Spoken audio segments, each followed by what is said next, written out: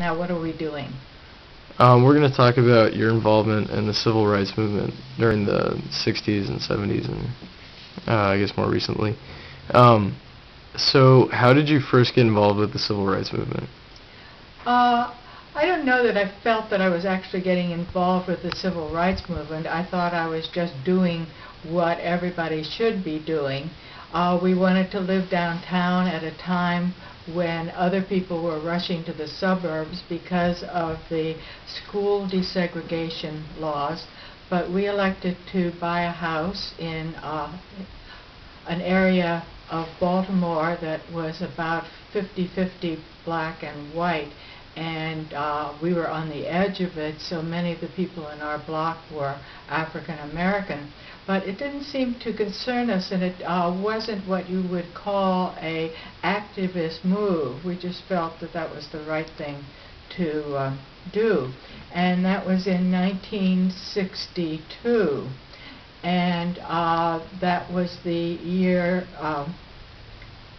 no, actually, we got married in 62, and then in 63 was the Martin Luther King meeting in Washington. And it was in August of 63, and I wanted very much to go. Again, not so much feeling like an activist, but just that it was the right thing to do. And my very best friend, Emily Lisey, and her husband were making arrangements to go with another couple, Jim Lewis and his wife. Jim taught sculpture at Morgan State, which was at that time an all-black college in Baltimore. But I was unable to go because the march was in late August, and on September 19th, your mother was born, and I would have been putting myself and other people in danger. But I remember them leaving very early in the morning on a bus, and they had to take food with them that would not in any way spoil, so they took water and peanut butter sandwiches. For some reason I remember that very well. However, I think my first, again, involvement in the civil rights movement, and again, not consciously an activist, was in 1947. After I had graduated from high school, I saw in the newspaper an article about a man who was being refused admission to a southern college because he was, as they said at that time, a Negro. And they had a contest called the College Board, and I think it was for the magazine 17. And one of the ways to become a finalist for the College Board was to enter either artwork or writing. And I wrote an essay on how ridiculous it was to refuse anybody entry into any educational institution based on their race. And I won a spot as a finalist on the College Board contest. So I think that was the first time that I really became conscious of other people having strong prejudices and unable to accept human beings, really, of other races. We continued to live in this house in the city. We still do now, some 47 years later. And the neighborhood has changed a bit. And for me, I feel that it's more an integrated neighborhood than it was before, just as I feel that the school I sent your mother to was truly integrated. It was called Grayson St. Peter's, and it was the first grade school to be integrated in the state by a Episcopalian priest, Father Rex, we called him, and I forget what his last name really was. His wife was also extremely active in this school, and they had a 50-50 quota of black and white. But the reason I feel that it was truly integrated was that all of the children were on what you might call the same social and intellectual level. And one of the problems I felt in the public schools, which we found in our neighborhood, when a group of parents got together to send white children to the public schools, was that there was a what you might call social and intellectual gap that made it impossible for the children to really integrate and to enter each other's lives. Whereas at Grayson St. Peter's, your mother found a friend that she was really close to, Angela Harris, who then later left Baltimore because her father went to teach at Howard.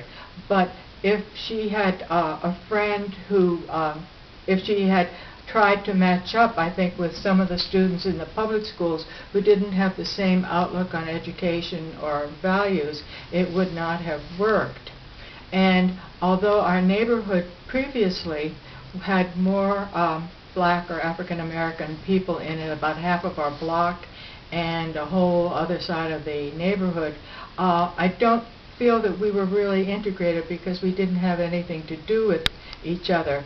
Whereas now we have a few African Americans in our block. We had two of them next door that I became very friendly with, and another a family in the back, and we are able to really interact in each other's lives in a way I was unable to do with when the whole the whole east side of our block was rental and African American.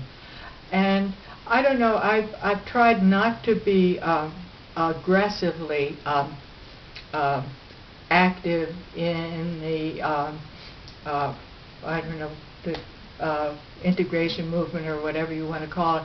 And I become annoyed with some people that I know who talk and proclaim their interest in integration and so forth, but they never really do anything. And I think a very good example of that is when an exhibition was put up at the Maryland Historical Society on African American history. It was not a straight exhibition, it was a symbolic one. And people went through it, and